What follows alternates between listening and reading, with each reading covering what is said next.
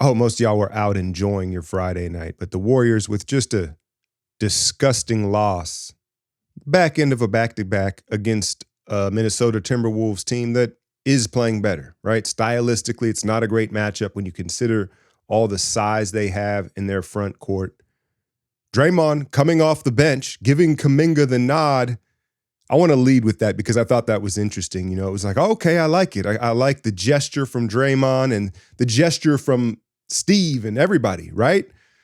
And when Draymond eventually checked into the game, he was like extra irritable. He had picked up a tee. He was just doing the most. And I kind of read it as if he said it was cool and he did it because maybe he was talked into it.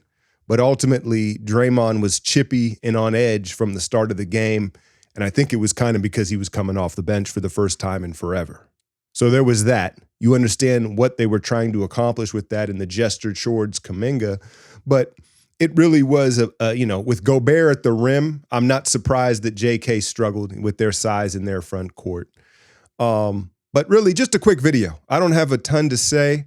I'm actually trying to get to my daughter's game. She has a noon game out here in Phoenix tomorrow. So I was like, all right, let me just jump on this video tonight because my only real thought is when you look at all those crazy turnovers, at what point is this on Steve Kerr? Now, I know that is, a very hot button topic, and there's a line in the sand amongst Dub Nation when it comes to Steve Kerr and blaming him, but look at the hardware. Both people can be right. Both sides are right in certain subjects. And for those of you, I tweeted this out towards the end of the game, and some of you didn't really get it. You were like, oh, he's making the bad passes? Like he told them not to do this. Yeah, he's not doing it, but ultimately, he's not getting the message across to these guys to stop making these passes. You feel me? And others also understand the fact that this system we've been running for 10 years now, these teams are very familiar with, and it becomes very predictable. So by nature, I understand that systemically, we're going to be a high turnover team. Like I understand that. It comes with the offense, the 30 assists a night. I'm not talking about that. I'm talking about a game like this where they're throwing the ball all over the place.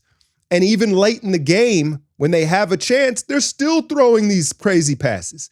And so, yes, the decision-making is the players doing, right? The players play the game, but at a certain point here, Steve Kerr is not getting the message across that y'all aren't protecting and valuing the possession enough.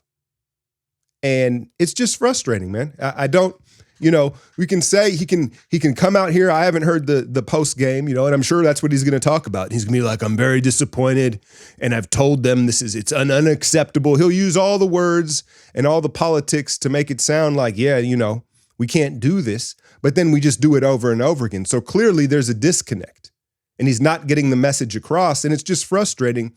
It's one thing to lose. It's another thing to lose that way, right? Now, contextually, again, Minnesota, not a great matchup. They're starting to hit their stride. And so maybe it's a game you don't win anyway, but it's not a 20-point blowout if somehow the message can get across that, we've got to play more traditionally, because I think part of it is, hey, they're so good when the defense set, let's push it ahead. But half these passes, they're not even there. There's not even a chance, right? All turnovers in the stat box are created equal. Turnovers are turnover, but they're not. When you watch them with your eyes, like some of these things are just, you don't even know what to say, right? It becomes disheartening.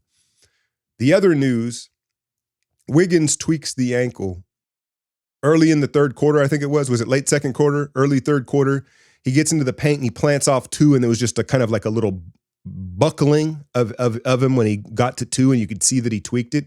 We know he's been dealing with that, so he doesn't return. Moses Moody with knee soreness. Now, I didn't catch it live where he tweaked the knee. They're being very vague, and maybe we'll get more news in the next 48 hours, but I didn't see where Moses tweaked his knee. And so there you have it. We've been talking about cutting this rotation down.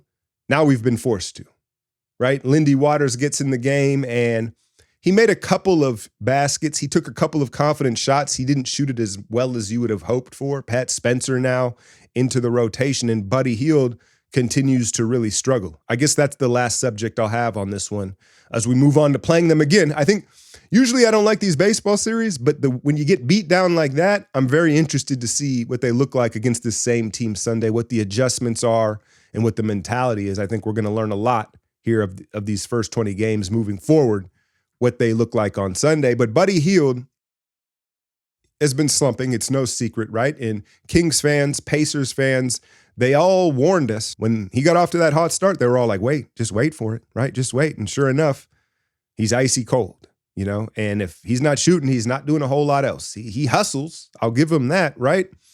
And I was discussing this with a patron today, and they were saying, hey, man, maybe he needs some rest, right? Because you think about how hard he plays, such a high motor, and then you look at his body. He goes like 220. He's like 6'4", 220. A lot of muscle mass on Buddy Hield, and they've been asking him to give maximum effort defensively, and then he's running the floor as hard as anybody. And so maybe Buddy does need a little rest, a little cutback on the minutes. Maybe he needs a little bit of load management, even though he's a younger player, to just be a more efficient shooter. And so it looks like for the foreseeable future, at least maybe the next couple games, you're going to see Pat Spencer, and you're going to re-see Lindy Waters in this rotation. And so I'm curious to see how they respond and just overall how the Warriors respond to really just kind of getting embarrassed tonight by this Minnesota team. Now, correct me if I'm wrong, but this second game is in Minnesota. That's not going to be any easier. But as far as trying to get early offense because you don't want to face their set defense, it backfires. They're all over it, right? And then the other issue that I think we had was, listen, I understand Rudy Gobert, his resume and his presence in the paint, but we gave him too much respect tonight. A lot of the turnovers and passes was us getting downhill and then just seeing Rudy and being like, oh no, it's prime Dikembe Mutombo. Let's just flip it back out to the perimeter where all their lengthy athletes are waiting to jump on the pass. They got to attack Rudy Gobert. I think that's got to be the strategy in this second game. Get downhill, get into his body. Okay, he blocks your shot, fine, but you can't just throw it up for grabs. We can't just throw jump balls in the back of the end zone. Just a frustrating loss after such a positive one the night before against Houston. That's all I got for y'all. Let's see how they respond Sunday. Hit that like, share, and subscribe. I'm out, y'all.